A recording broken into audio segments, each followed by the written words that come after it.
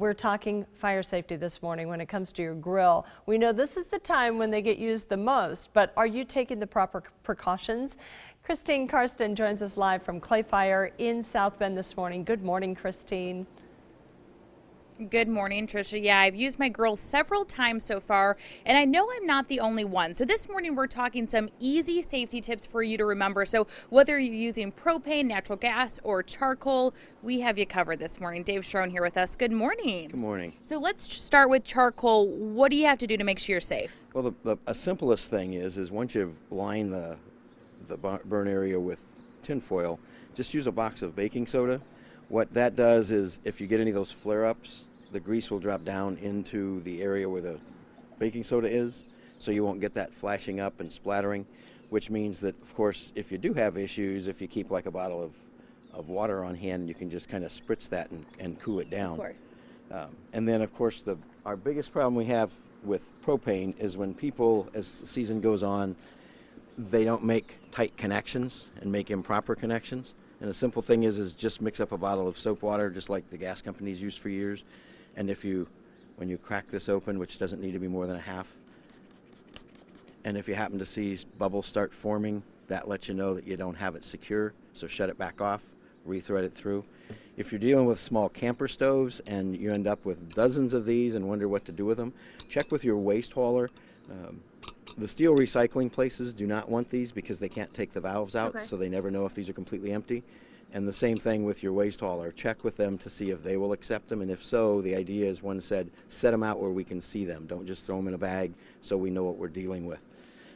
And you made a good point that you want to make sure you're using grilling tools, because some things with the household tools just aren't long enough and you could get burned. Right, and sometimes people will just run in and grab anything they have, and which means, again, your hand is getting closer, so if you do get things splattering, you've now caused yourself to get burned. One of our most common causes we have this year of burns.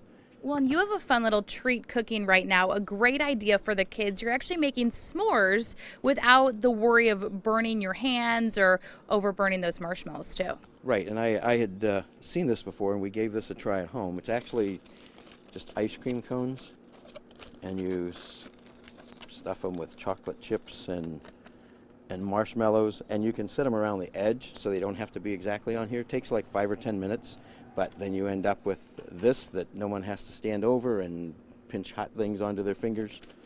I love that. And you mentioned using the right lighter fluid too when it comes to charcoal is just as important as setting it up. Right, and as we say, buy charcoal lighter fluid. Don't use gasoline or anything else.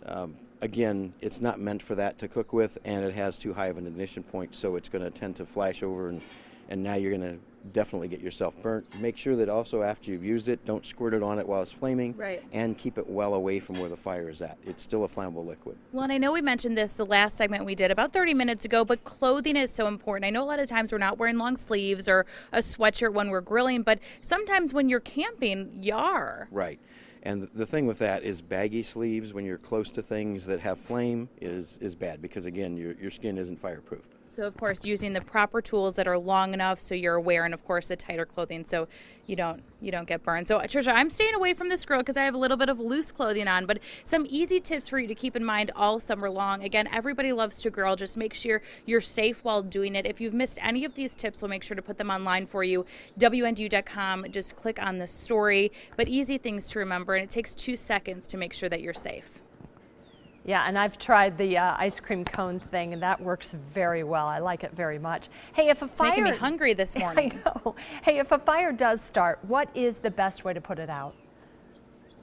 Yeah, that's a great question because depending on what you're using would probably depend on how you're going to put it out. I was telling Dave, I have an electric grill and we sparked a fire when we were making hot dogs and I had a little bit of a panic moment on what to do. So if your fire does start because of something going on here, what's the best thing to do right away? For charcoal, as we said, if you just have a spray bottle with some water in it and dampen those down. The other thing, if you have an issue with a propane grill and your tank is where it can be reached, just shut it off. Okay. Because you're taking away the fuel. You just need to either take away the heat, the fuel, or the oxygen. And it's simplest to take away the fuel for there and also to close the lid. So don't panic. Get your head together. Solve the problem. If it gets too bad, we'll call you guys. Right. All right, Tricia. I like that last part. All right, thanks a lot. Christine Karsten reporting live. Thank you. Hey, it's going to be a